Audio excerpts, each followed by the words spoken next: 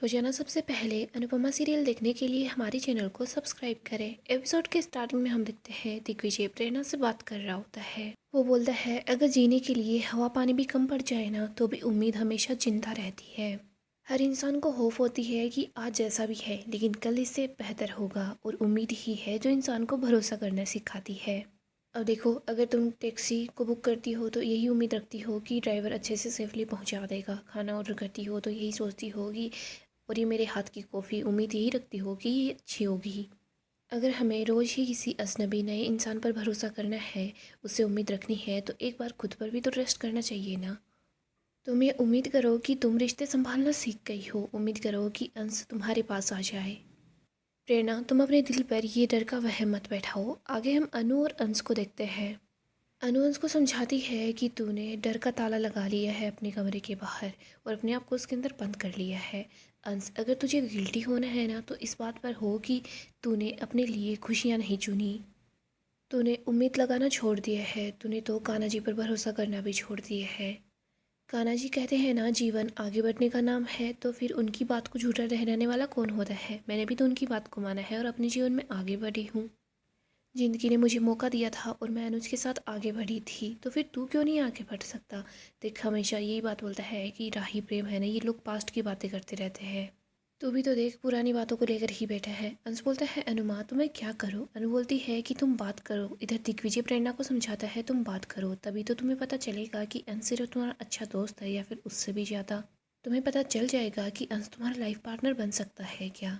अनु अंश को समझाती है कि प्रेरणा बहुत अच्छी लड़की है, तुम दोनों ने बहुत कुछ खोया है, अब तुम दोनों एक दूसरे को पाकर सब कुछ पा सकते हो। और देख अंश, उम्मीद पर दुनिया कायम है और तेरी अनुमा है ना, वो भी उम्मीद पर ही कायम है। दिग्विजय प्रेरणा से बोलता है मुझे लगता है तुम दोनों की दोस्ती आगे चलकर प्यार में बदल जाएगी। इधर अनु बोलती है अंश, तुझे उससे बात करनी होगी। मुझे दिख रहा है कि तेरी लाइफ में प्यार फिर से आना चाहता है। अंश, तेरे प्यार को आने दे। प्रेरणा तेरी जीवन साथी बन सकती है। दिग्विजय प्रेरणा को बोलता है कि दुखी जो मुसाफिर होते हैं वो एक दूसरे के हमसफ़र बन सकते हैं और हमसफ़र से जीवन आसान हो जाता है। इधर अंश बहुत ज़्यादा खुश हो जाता है, वो अनु को गले लगा लेता है। दूसरी तरफ प्रेरणा दिग्विजय को गले लगा लेती है। यहाँ हम देखते हैं एक तरफ तो अनु और अंश डांस कर रहे होते हैं, दूसरी तरफ दिग्विजय और प्रेरणा एक दूसरे के साथ मिलकर डांस कर रहे होते हैं। आगे हम प्रेम को देखते हैं जो सारा काम कर रहा होता है। श्रुति बोलती है कि प्रेम ये सब कुछ क्या है, तुम सारा काम अपने आप क्यों करना चाहते हो। प्रेम बोलता है ताकि कुछ भी गलत ना हो श्रुति जी। श्रुति बोलती है कि हम बहुत ज़्यादा एक्सपीरियंस लोगों को हायर करेंगे और वैसे भी हमें कैफ़े चलाना है, ऑनलाइन भी मार्केटिंग करनी है, ऑनलाइन ऑर्डर्स भी देने हैं। हम लोगों को बहुत ज़्यादा काम करना होगा प्रेम। और देखो, तुम अपनी तरफ तो देखो एक बार, कैसे थक चुके हो।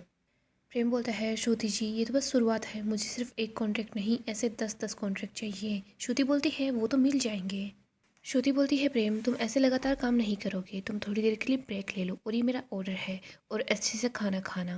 प्रेम बोलता है अच्छा ठीक है, मैं घर जाकर लंच करके आता हूँ। प्रेम वहाँ से जाने लगता है, तभी उसके पास किसी का कॉल आता है। प्रेम बोलता है हाँ बताइए। प्रेम ही बोल रहा हूँ, कोई प्रॉब्लम तो नहीं है ना। प्रेम बहुत ज़्यादा खुश हो जाता है और बोलता है कि थैंक यू, हम जल्दी ही मिलेंगे। प्रेम श्रुति के पास आता है, उसको बताता है कि फूड कार्निवल फेस्टिवल के लिए हमारा कैफ़े सेलेक्ट हो गया है। श्रुति भी ये सुनकर काफ़ी ज़्यादा खुश हो जाती है। श्रुति बोलती है और अनुपमा का कैफ़े, उन लोगों ने भी फॉर्म फिल किया है क्या। प्रेम सोच रहा होता है फॉर्म तो भरा था लेकिन उन लोगों का फॉर्म जमा नहीं हो पाया और अब तो रजिस्ट्रेशन की लास्ट डेट भी निकल चुकी है।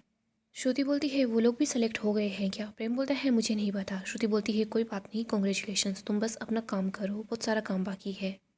आगे हम अनु और दिग्विजय को देखते हैं जो दोनों बातें कर रहे होते हैं। अनु दिग्विजय को बताती है कि अंश प्रेरणा को पसंद करता है। दिग्विजय बताता है प्रेरणा भी अंश को बहुत ज़्यादा पसंद करती है। प्रेरणा ने मुझे ये भी बताया कि कैसे उसके परिवार से उसके रिश्ते टूट गए। इनफैक्ट मुझे तो उसने ये भी बताया है कि जो प्रेरणा की माँ है वो आपकी बचपन की सहेली थी। अनु बोलती है हाँ वो मेरी दोस्त थी, उसने मेरे साथ विश्वासघात किया, मेरी छोड़िए, उसने तो अपनी बेटी का इस्तेमाल किया मेरे खिलाफ। प्रेरणा की माँ ने ही उसको धोखा दे दिया तो प्रेरणा किसी और पर कैसे भरोसा कर पाएगी, हम प्रेरणा को ब्लेम नहीं कर सकते। दिग्विजय बोलता है कि चीटिंग तो अंश के साथ भी हुई है, बिल्कुल वैसे ही जैसे मेरे साथ हुई है। हम जिनसे सबसे ज़्यादा प्यार करते थे वो हमसे ही दूर हो गए। अंश के साथ यही हुआ है, इसीलिए तो दोबारा दिल खोलना काफ़ी मुश्किल होता है।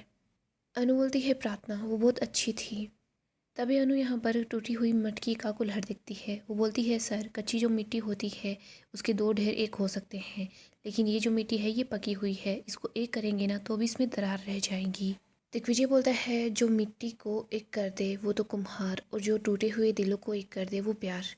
अनु बोलती है सर मुझे भी यही लगता है, मुझे लगता है कि अंश और प्रेरणा एक साथ खुश रहेंगे। ये दोनों एक दूसरे के दिल की दरार को भर सकते हैं। सर आपको पता है क्या, मेरी दोस्त देविका जयू की माँ वो मुझे ये बोलती है कि जो प्यार दोस्ती की सीढ़ी चढ़कर आगे बढ़ता है ना वो बहुत लंबा जाता है। दिग्विजय बोलता है मैंने भी कहीं पढ़ा था कि दोस्ती प्यार का सबसे पावन रूप होता है। अनु बोलती है हाँ एकदम सच्ची बात है। तभी अनु और दिग्विजय प्रेरणा और अंश को देखते हैं जहाँ पर एक पार्सल आता है। इधर अनु और दिग्विजय उन दोनों को ही देख रहे होते हैं। तभी अनु को बॉल लगने वाली होती है लेकिन दिग्विजय उस बॉल को अपने हाथ से रोक लेता है। तभी यहाँ तोशु पहुँच जाता है जिसके पास मिठाई होती है। वो बोलता है कि लीजिए लीजिए मिठाई खाइए। अनु बोलती है क्यों, क्या बात हो गई, गौतम ने तुझे नौकरी से निकाल दिया है। तोशु बोलता है मम्मी प्लीज़ थोड़ा थोड़ा तो शुभ शुभ बोलो। ये मिठाई तो प्रेम ने दी है क्योंकि उन लोगों के पास कंपटीशन वालों का कॉल आ गया है, उन लोगों का जो कैफ़े है वो सेलेक्ट हो गया है। अनु दिग्विजय को बोलता है कि सर हमें कॉल क्यों नहीं आया। दिग्विजय बोलता है कि फॉर्म तो हमने भी फिल किया था। अनु बोलती है सर कहीं कोई कुछ गड़बड़ तो नहीं हो गई। आगे हम प्रेम को देखते हैं जो घर पहुंच जाता है। यहाँ पर राही भी होती है। राही प्रेम के लिए खाना ला रही होती है। प्रेम बस राही को देख रहा होता है, वो अपनी बाहें फैलाता है। तभी उसको याद आता है कि राही ने अपनी मम्मी की साइड ली थी। राही पीछे मुड़कर देखती है तो वो प्रेम को देखती है। वो बोलती है कि प्रेम तुम रुक क्यों गए, तुम मुझे हक कर लो। प्रेम पीछे हट जाता है राही और अपने बीच चेयर रख देता है। राही बोलती है प्रेम मैं तुम्हारे साथ खड़ी हूँ, तुम मुझसे दूर क्यों जा रहे हो। प्रेम बोलता है राही तुम मेरे पास होकर भी मेरे दिल से दूर हो। राही तुम्हारे दिल में वो नफरत नहीं है जो मेरे दिल में है, तुमने अपनी माँ को माफ़ कर दिया है राही, तुम्हें दिग्विजय सूद और अनुपमा से दोनों से ही हमदर्दी है। राही बोलती है प्रेम मुझे नहीं पता ऐसा हुआ है या नहीं हुआ, लेकिन मैं उन दोनों को ये बताने के लिए नहीं जाने वाली। मैं तुम्हारे साथ खड़ी हूँ, तुम्हारे साथ हूँ। हम दोनों एक साथ हैं हर जगह पर, लेकिन हमारे ख्याल तो अलग हो सकते हैं ना। प्रेम बोलता है आज कैफ़े में बहुत सारा काम है, तुम टिफ़िन वहीं भेज देना। राही काफ़ी ज़्यादा परेशान हो जाती है। प्रेम यहाँ से चला जाता है। राही सोच रही होती है प्रेम तुम्हारी जिद इतनी बढ़ गई है कि उसके पार मैं भी तुम्हें नहीं दिखाई दे रही। मुझे बहुत डर लग रहा है कि कहीं तुम हम दोनों के बीच कोई ऐसी लकीर न खींच दो जो आगे चलकर सड़क बन जाए। राही प्रेम के लिए काफ़ी ज़्यादा परेशान हो रही होती है। राही बोलती है प्रेम लकीर तो मिट सकती है लेकिन जो सड़क होती है वो कभी नहीं मिट सकती। आगे हम अनु और दिग्विजय को देखते हैं। वो फूड कार्निवल वाले लोगों के पास कॉल करते हैं। यहाँ पर दिग्विजय बताता है कि हमने कुछ दिनों पहले फॉर्म फिल किया था। दिग्विजय बोलता है मैं बोल रहा हूँ ना, हमने खुद अपने हाथों से फॉर्म फिल किया था और उसको जमा भी करवाया था। वो बोलता है कि ऐसा नहीं हो सकता, आप प्लीज़ आप एक बार फिर से चेक कीजिए। दिग्विजय बोलता है क्या। अनु भी परेशान हो जाती है। वो बोलती है कि सर क्या हुआ। दिग्विजय बताता है कि ये लोग बोल रहे हैं कि हमारा कैफ़े वहाँ पर रजिस्टर्ड ही नहीं है। वो लोग मुझे ये बोल रहे हैं कि हमारी तरफ से उनके यहाँ पर रजिस्ट्रेशन नहीं किया गया है। अनु बोलती है कि सर ऐसा कैसे हो सकता है, मैंने खुद अपने हाथों से फॉर्म जमा करवाया था और हम दोनों ने मिलकर उस फॉर्म को फिल भी तो किया था। अनु बोलती है कोई बात नहीं है सर, हम फिर से दूसरा फॉर्म फिल कर देते हैं। दिग्विजय बताता है कि अनुपमा जी फॉर्म फिल करने की लास्ट डेट कल थी। अनु बहुत ज़्यादा दुखी हो जाती है। तभी यहाँ पर माही और अंश भी होते हैं। माही बोलती है कि क्या। अंश बोलता है कि हमारे पास कोई और तरीका भी तो हो सकता है। अंश प्रेम की कैफ़े की तरफ देखता है। वो बोलता है अनुमा जब आप फॉर्म सबमिट करने के लिए गए थे तब वहाँ पर राही और प्रेम भी थे ना। माही बोलती है कहीं उन्होंने ही तो कोई गड़बड़ नहीं की, फॉर्म के साथ कुछ छेड़छाड़ कर दी होगी। अनु बोलती है नहीं, राही ऐसा कभी भी नहीं कर सकती। अंश बोलता है और प्रेम का क्या। अनुमा आई एम सॉरी लेकिन प्रेम के सर पर जीत का जुनून सवार है। वो आदमी जो अपनी माँ को भूल सकता है वो एक फॉर्म के साथ तो कुछ भी कर सकता है। अनु बोलती है सर हमें ऑफिस जाना होगा, हम उनके पास कॉल करते हैं, जैसे ही ऑफिस खुलेगा वहाँ पर जाते हैं और फॉर्म को फिर से सबमिट करते हैं। आगे हम राही को देखते हैं जो काम कर रही होती है। तभी ख्याति उसके पास आती है। वो बोलती है कि मैं हमेशा से जानती थी तुम प्रेम को छोड़कर कभी भी नहीं जाओगी।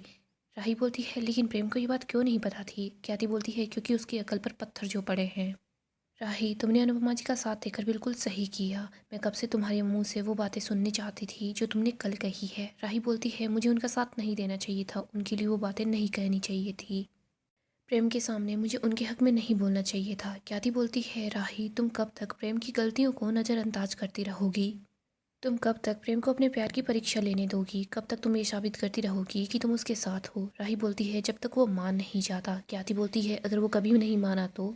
ख्याति बोलती है मेरी बेटी सच में हीरा है और ये जो घर है ना ये सब लोग तुम्हें हीरा मान बैठे हैं, कहीं ऐसा ना हो इतने प्रेशर में मेरी बेटी चूर चूर ना हो जाए। राही बोलती है हो जाने दीजिए माँ, मैं प्रेम के लिए रास्ते की धूल बनने को भी तैयार हूँ, हो सकता है कि प्रेम इस धूल को गले लगा ले।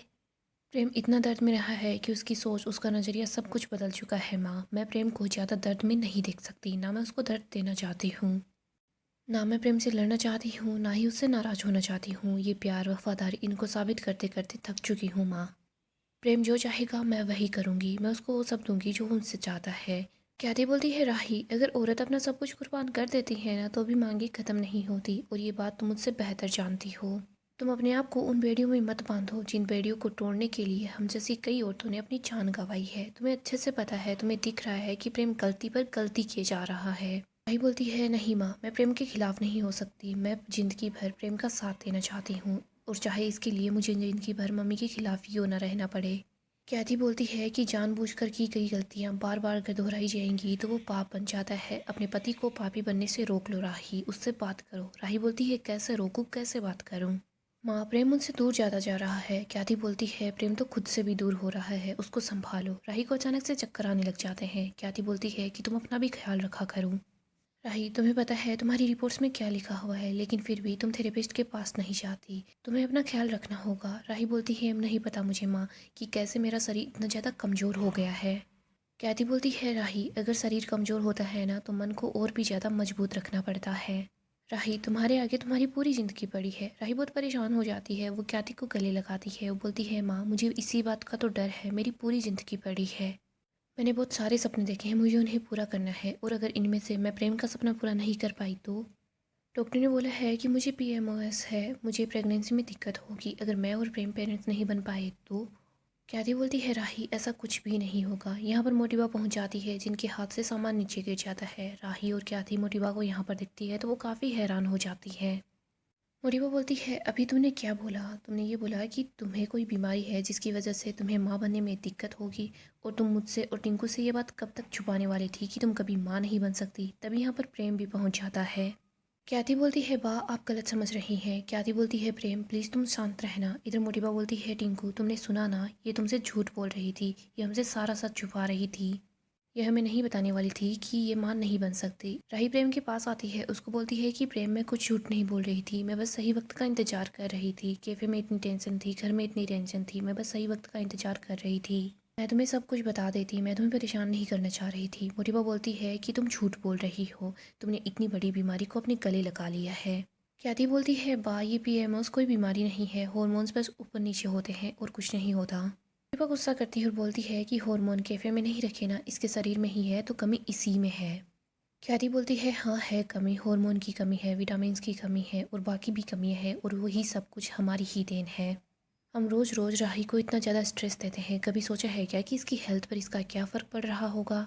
राही और प्रेम तो बस एक दूसरे को ही देखे जा रहे होते हैं। इधर ख्याति बोलती है, वाह, अगर औरत ही औरत के बारे में नहीं सोचेगी तो फिर कौन सोचेगा? एक के बाद एक जिम्मेदारी इस पर लाद देना, खाने पीने की टेंशन, पति की टेंशन, बच्चों की टेंशन, इन सब की वजह से ये जो प्रॉब्लम है वो बढ़ जाती है। लेकिन अगर सब कुछ ठीक रहे और हर चीज़ को मैनेज रखा जाए तो फिर ये सारी प्रॉब्लम भी बिल्कुल ठीक हो सकती है। हार्मोन वापस बैलेंस हो जाते हैं। मोटिबा बोलती है कि ये ज्ञान मुझे मत दो।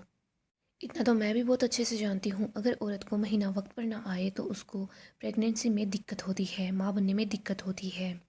मोटिबा की बातों की वजह से राही काफ़ी ज़्यादा हर्ट होती है। इधर प्रेम भी बहुत ज़्यादा दुखी हो जाता है। मोटिबा बोलती है, पता भी नहीं ये मुझे कभी पड़पोता या पड़पोती दे भी पाएगी या नहीं। मोटिबा श्रीनाथ जी के सामने हाथ जोड़ती है और बोलती है कि थैंक यू श्रीनाथ जी, कम से कम हमारी परी के साथ तो ऐसा कुछ भी नहीं है, हम अपने पड़पोता या पड़पोती का मुंह देख पाएंगे, हमारा वंश आगे तो बढ़ेगा ना, वरना इनसे तो क्या ही उम्मीद रखें। यहीं पर गौतम होता है जो काफ़ी ही ज़्यादा खुश होता है। अनिल बोलता है कि वाह, आप कैसी बातें कर रही हैं, एक तो राही की तबीयत खराब है, ऊपर से आप ऐसी बातें बोल रही हैं। मोटिवा बोलती है, तू तो चुप ही रह, औरत का शरीर जिस काम के लिए बना है वही काम इससे नहीं हो पाएगा। मोटिवा राही की तरफ देखती है और बोलती है, माँ बन नहीं सकती और नारी शक्ति की बात करती है। परी बोलती है, मोटिवा, इन सब में राही की कोई भी गलती नहीं है। अच्छा खाना खाएगी, खान पीन अच्छा रखेगी, एक्सरसाइज करेगी तो ये कंसीव कर पाएगी। मोटिबा बोलती है, और अगर ये माँ नहीं बन पाई तो? आगे हम अनु को देखते हैं जो काफ़ी ही ज़्यादा अपसेट होती है। अनु सोचती है कि नहीं, तुझे हिम्मत नहीं हारनी है, सर गए हैं ना, उनसे बात करेंगे, आते वक्त कोई अच्छी खबर ही लेकर आएंगे। कभी कभी ऐसा होता है, लेकिन कान्हा जी प्लीज़ कुछ गलत मत होने देना, कहीं ऐसा ना हो कि बिना लड़े ही हम कंपटीशन हार जाएं। अनु काफ़ी ज़्यादा दुखी होती है। सो गाइस, डेली अपडेट के लिए आप हमारे चैनल को सब्सक्राइब करें, साथ ही साथ वीडियो को लाइक भी कर दें। गाइस अपकमिंग एपिसोड काफ़ी ही ज़्यादा इंटरेस्टिंग होने वाला है। अपकमिंग एपिसोड में हम देखेंगे राही काफ़ी ज़्यादा परेशान होती है। मोटिबा की बातों की वजह से बहुत दुखी हो जाती है। प्रेम को भी यहाँ पर रियलाइज होता है कि उसने राही को कितना ज़्यादा परेशान किया है। प्रेम राही को बोल रहा होता है कि मेरी वजह से सब कुछ हो रहा है ना, तुम मेरी वजह से परेशान रहती हो, उसी वजह से तुम्हारे हार्मोन्स बैलेंस नहीं है। राही बोलती है प्रेम तुम्हारी कोई गलती नहीं है। प्रेम भी दुखी हो रहा होता है, राही भी बहुत दुखी होती है। यहाँ पर हम देखते हैं बापूजी की एनिवर्सरी होती है। अनु सोचती है कि हमें एनिवर्सरी को सेलिब्रेट करना चाहिए। सब लोग साथ में होते हैं। यहाँ पर बापूजी के लिए सारी तैयारियाँ हो जाती है। सारे घर वाले साथ मिलकर डांस भी करते हैं। अनु सोच रही होती है अगर यहाँ पर प्रेम और राही आते ना तो फिर बापूजी को अच्छा लगता। तभी यहाँ पर देखते हैं कि प्रेम और राही पहुँच जाते हैं, जो दोनों बोल रहे होते हैं कि हैप्पी एनिवर्सरी। उन दोनों को यहाँ देखकर बापूजी खुश होते हैं, लेकिन बापूजी को गुस्सा भी प्रेम पर बहुत ज़्यादा आता है। यहीं पर हम अनु को देखते हैं, जो जैसे ही प्रेम की तरफ देखती है तो प्रेम और राही दोनों ही दूसरी तरफ मुँह कर लेते हैं। वो अनु को देखना भी नहीं चाहते। आगे हम देखते हैं सब लोग साथ मिलकर डांस करते हैं। यहीं पर परी भी होती है, जो कि रोने लग जाती है। अनु परी से बात करती है और बोलती है कि क्या हुआ, तू रो क्यों रही है। किंजल भी साथ होती है। परी रोने लग जाती है तो अनु बोलती है मुझे पता चल गया है कि तू अपने लिए नहीं रो रही, राही के लिए रो रही है, लेकिन बता तो सही हुआ क्या है। परी अनु को बता देती है कि राही को PMOS है, जिसकी वजह से वो माँ नहीं बन सकती, उसको माँ बनने में दिक्कत होगी। अनु ये सुनकर और घबरा जाती है। अनु बोलती है लेकिन जो हार्मोन है वो वापस ठीक भी हो जाएंगे। अनु बोलती है फिक्र मत कर, मैं राही से बात करूँगी, उसको अपना ख्याल रखना होगा। दोस्तों नेक्स्ट एपिसोड काफ़ी इंटरेस्टिंग होगा। अगर आपको अपडेट्स जानना पसंद है तो आप हमारे चैनल को सब्सक्राइब करें, साथ ही साथ वीडियो को लाइक भी करते हैं।